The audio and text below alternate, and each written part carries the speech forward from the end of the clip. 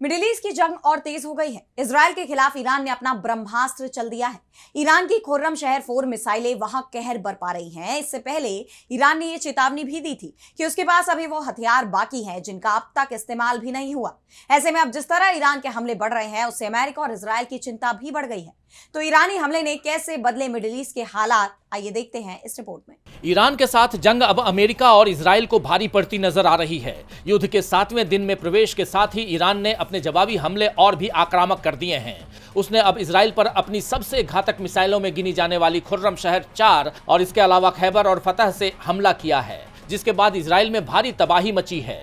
Reports के मुताबिक ईरानी सेना IRGC ने ऑपरेशन ट्रू प्रॉमिस 4 के 19वें चरण में खुर्रम शहर 4 नाम की भारी बैलिस्टिक मिसाइलें दागी हैं। ये मिसाइलें तेल अबीब के बीचों बीच बेन गुरियन एयरपोर्ट और इजरायली एयरफोर्स के 27वीं स्क्वाड्रन बेस को निशाना बनाकर लॉन्च की गई है। इन मिसाइलों में करीब 1 टन वजन का वॉरहेड लगा हुआ है। मिसाइलें अटैक ड्रोन के साथ आगे बढ़ी और इजरायल के एयर डिफेंस सिस्टम को पार कर अपने टारगेट तक पहुंची। उधर इजरायल के लोगों को सुरक्षित जगहों पर जाने के निर्देश दिए जा रहे हैं। इजरायल के साथ ही सऊदी अरब की राजधानी रियाद में भी ईरानी ड्रोन का कहर देखा गया। इस बीच ईरानी सेना ने यह आरोप भी लगाया है कि अमेरिकी सेना अब फारस की खाड़ी के देशों में आम नागरिकों की इमारतों को ढाल की तरह इस्तेमाल कर रही है। वहीं अमेरिकी राष्ट्रपति डोनाल्ड ट्रंप के उस बयान पर भी तेहरान ने करारा पलटवार किया है, जिसमें उन्होंने कहा है कि ईरान को अमेरिका की सहमति के बिना अपना अगला सुप्रीम लीडर नहीं चुनना चाहिए। रायसीना डायलॉग 2026 के वैश्विक मंच से ईरान के उप विदेश मंत्री डॉक्टर सईद खतीब जाहेद ने ट्रंप को आईना दिखाते हुए कहा है, जो लोग न्यूयॉर्क का मेयर तक नहीं चुन सकते वे ईरान के अगले सुप्रीम लीडर का फैसला करेंगे।